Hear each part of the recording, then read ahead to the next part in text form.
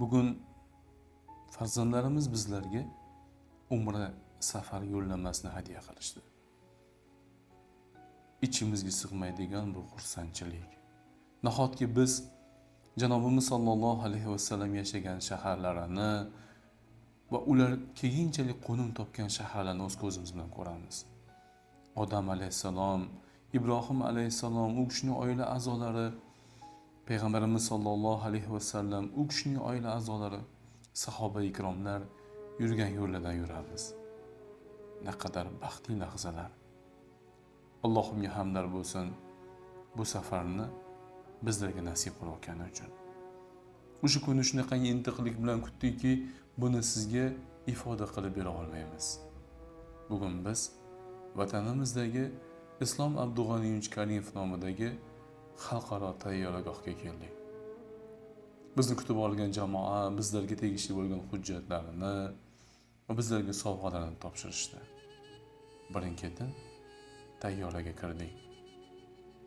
Safar duosini o'qib, Allohdan bu safarimiz eng go'zal safar bo'lishini so'rab qoldik. Diqqat qilarkanmiz, hammaning ichida ichki bir hayajon bor. Hammada shavq va zavq bor. Kimdir birinchi marta kelayotgan bo'lsa, kimdir bir necha marotaba kelayotgani haqida gapirdi. Tayyoramiz eson-omon Saudiya Arabistonining Jidda xalqaro aeroportiga kelib qo'ndi.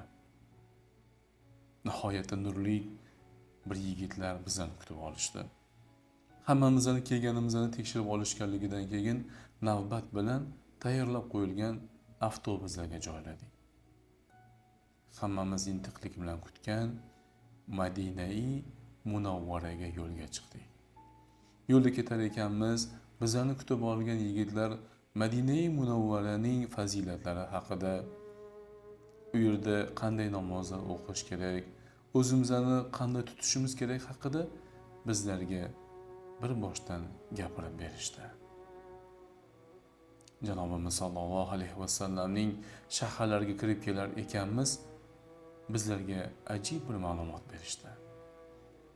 Yer yuzining qaysi burchagida bo'lsangiz ham Janobimiz sollallohu alayhi vasallamga salom berasizmi yoki u kishiga salovat yo'llaysizmi, sizga biriktirgan farishtalar sizning nomingizdan yetkazishadi. Lekin Madinai Munawvaraning haram chegarasidan o'tar ekansiz, Janobimiz sollallohu alayhi vasallamga bergan salomingizni va aytgan salovatingizni o'z quloqlari bilan eshitadilar va inshaalloh sizga javob beradilar. Naqadar baxtli insonman. Nahot mening janobim mening ovozimni eshitsalar, mening salomimga alik olsalar, men uchun bundan katta bir baxt yo'q edi. Allohimga hamdlar bo'lsin yetkazgani uchun. Mehmonxonaga joylandik. Etilgan vaqtda hamma xushbo'ylangan holatda, eng chiroyli kiyimlarni kiygan holatda mehmonxonamizning istiqbolida yig'ildik. Yo'lboshchimiz bilan birgalikda Janobimiz sallallohu alayhi vasallamning huzurlariga kirib borardik. Masjidga kirish odobi 10 oyoq bilan kirish, Janobimiz sallallohu alayhi vasallamga salom aytish, Allohdan o'zi uchun rahmat eshiklarini ochishni bizlarga o'rgatishdi.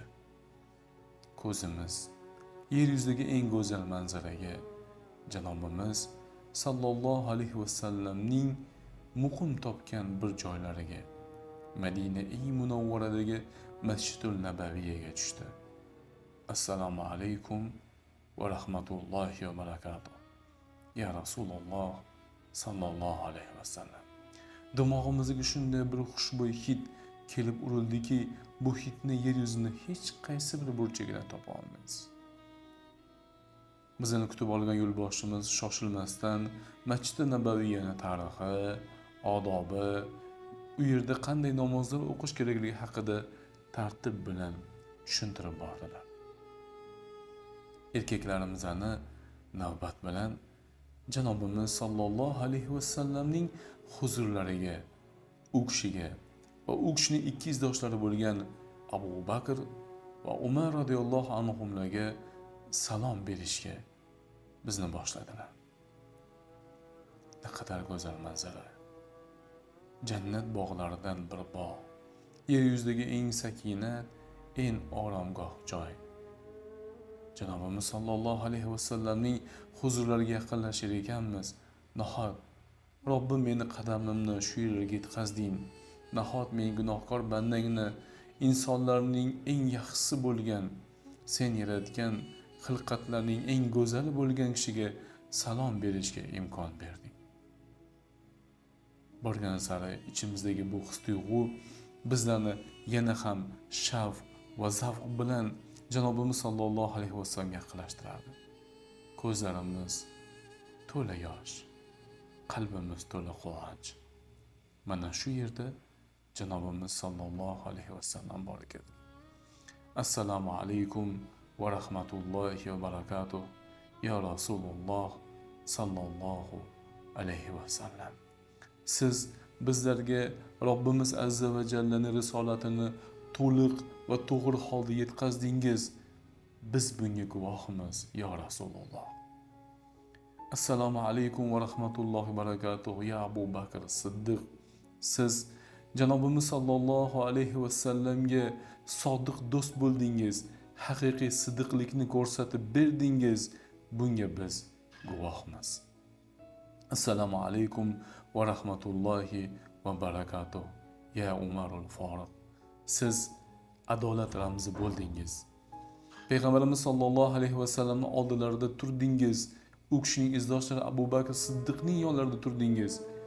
Adolatni, haqni nohaqdan ajratib berdingiz. Biz bunga guvohmiz. Ya Rasululloh sallallohu alayhi vasallam yurtimizdan bu yerga hali kela olmagan, kelib ketganlarning ichida ham hammaligi salomlarini bizlarga omonat qilib berishdi. Ularni salomlarini qabul qilib oling iltimos. Ya Rasululloh sallallohu alayhi vasallam ularning ham nomlaridan assalomu alaykum va rahmatullohi va barakatuh. Bizning yo'lboshimiz chiqar holatimizda egilib oyoq kiyimini ohista qo'ydi. Xuddi shundoq odob bilan chiqishni bizlarga tavsiya qildi.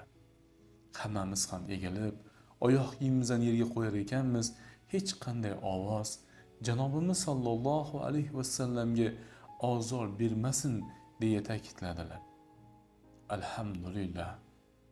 Birinchi soniyam, birinchi daqiqalarim Madina-i Munawvarada eng go'zal suratlarda boshlandi.